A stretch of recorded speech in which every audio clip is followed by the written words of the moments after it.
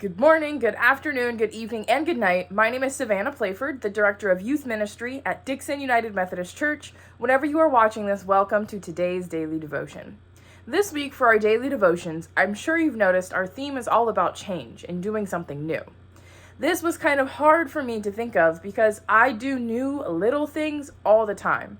Some things I rarely do twice, unless it's like the food I eat or what I order when I go out or something at Starbucks. But I like to try new foods each time I'm in a new town.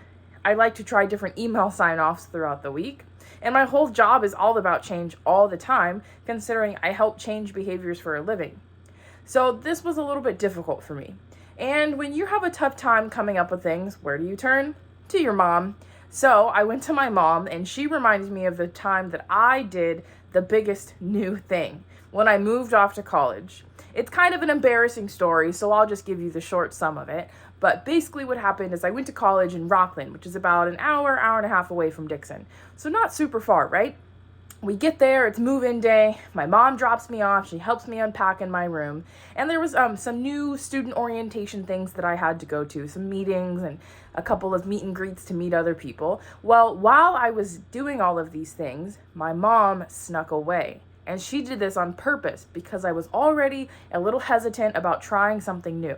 My mom snuck away. She didn't even say bye to me. She just left.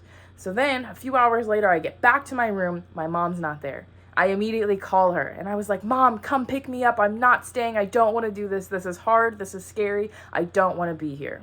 And do you know what she said? She said what any good mom would do. She said, I already paid for it. You're staying. So, of course, I ended up sticking it out and I had the most amazing year. And I even stayed and graduated from that same university 3.5 years later.